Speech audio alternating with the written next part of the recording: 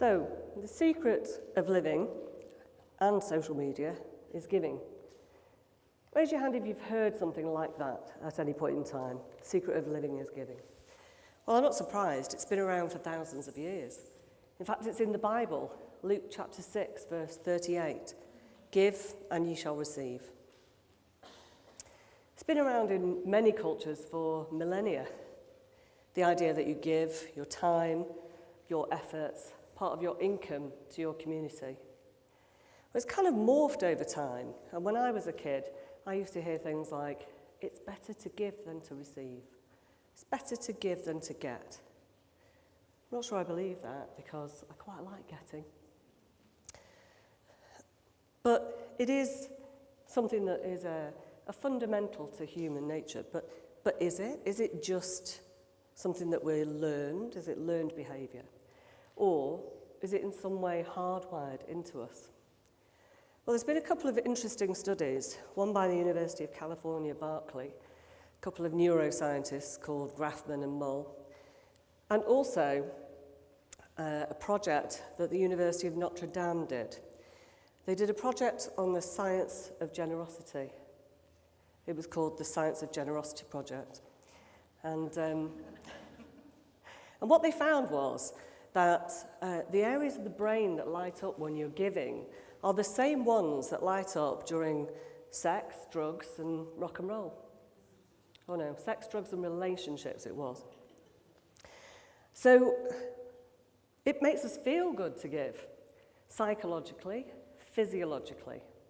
There also seems to be some link to longevity and even to the success and survival of a species. For example, birds and bees.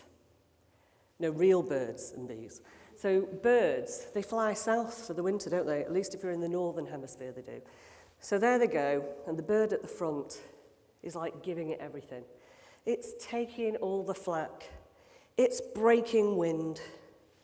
No, I mean really breaking the wind so that it causes a slipstream out for the other birds. So it's a little bit easier for them. And then when it's done all that it can, it drops back to the back of the V, where it's a little bit easier. And you see, if it didn't do that, if birds didn't operate that way, and every bird tried to get to the south on its own, the chances are most of them would fail. It's the same with bees and ants. They give up their own individual potential to procreate, to have offspring, to look after the offspring of the nest or the hive. So is it genetic then, rather than learned? It's the same thing on social media. I run a social media company, and what I see with clients is that they start off on social media and they're all about me. They're not about giving at all. It's all, aren't I great and buy my stuff? But you see, when people go on social media, they're going on to be social. The clue is in the name. And they want one of four things. They want to be inspired, hence your quotes and videos and stories. Or they want to be educated. They want to know something that they didn't know before. How to change a light bulb, how to make a Sunday roast. Or they want to be entertained. Cat videos. Or they want to be informed, so they want to know something that is new and that they can rush off to their mates and tell them first before they heard it anywhere else. So if you're a business and you're not giving entertainment, education, information or inspiration, then it's not really going to work for you. But is there such a thing as altruistic giving? Is there a selfless good deed? Well, raise your hand if you've ever seen the TV series Friends. So I think it was in series 5, episode 4, there was an argument between Joey and Phoebe. Now, Joey believed that you can't ever have a selfless good deed, and Phoebe believed the exact opposite. So after trying a few things to win the bet with Joey, she decides she's won. She says to him, I let a bee sting me in the park. So he looked good to all his bee mates. And then Joey pointed out that the bee probably died. So as a last-ditch attempt, she decides she's going to give some money to a charity. It's one of these things like Red Nose Day on the TV, raising money for children's charities. The TV channel that was doing the programme was one that she didn't like at all. And Joey was supposed to be the host, or so he thought till he got there and realised he was just a call handler. So Phoebe rings up and she donates the $200 that she was saving up to buy herself a hamster. I know, expensive hamster, right? And she said to him, I'm not happy because I don't like this TV channel, but I know it's good for the children. So there you go, selfless good deed. Thank you very much. At that exact moment, on the telly comes the presenter saying, we've just exceeded last year's total, and let's go and speak to the guy who took the call, Joey Tribbiani. And she's so happy for him because he wanted to be on telly, and now he is because of her donation. Oh no. She felt good about it, therefore it's not a selfless good deed. But does it even matter? Does it matter if you feel good when you give? You see, I think it does, because would you agree with me that you know people who give? They give their time, they give their money, they give their efforts, they give their emotions to other people, and they're still not happy? So if that's not the secret of living, what is? Well, there are a couple of examples of giving that are actually essential to life. And without this next thing, there are people alive today who would not be alive. So what am I talking about? I'm talking about giving blood. Now that's quite an altruistic thing to do, isn't it? It's not very pleasant, especially if, like me, you have a needle phobia. But it's good, and you probably feel a bit good about it. The other kind of giving, I have on very good scientific authority that if this giving stopped, in 150 years, the human race would not exist. And that, of course, is giving birth, which is actually the secret of life. But it's not the secret of living, because would you agree with me that you know people who give their time, their money, their efforts, their emotions?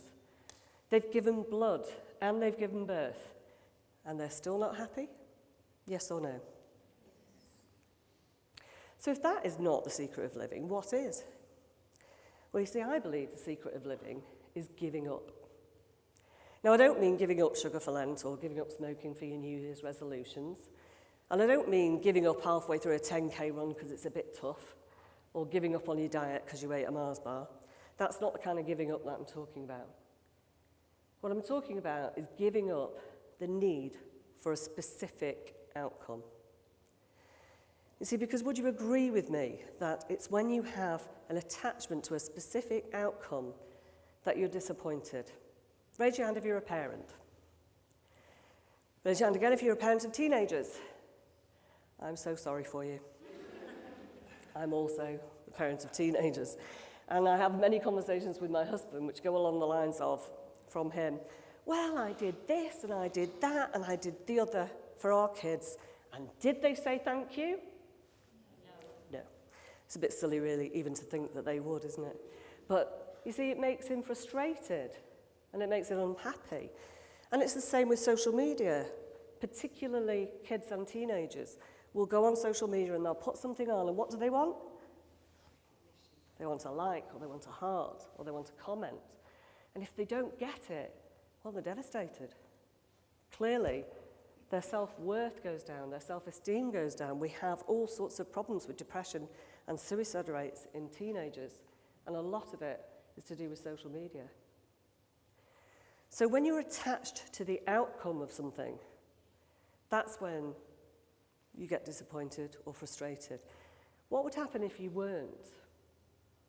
Now, it's the Buddha who said that the root of all suffering is attachment. But he meant attachment to everything. And whilst he's a clever bloke, I think that's probably a step too far for most of us. I can't imagine not being attached to my family, to my home, to my business goals. And I don't think there's anything wrong with that. But how would it be if you were bold enough to be unattached to the outcome? How about if you didn't need permission? How about if you gave up the need to know why, or the need to be thanked, or the need to be recognised at work for the extra work that you do, how would that feel? So I challenge you to give up your need for a specific outcome and to just give and to just be who you are, because it's brilliant.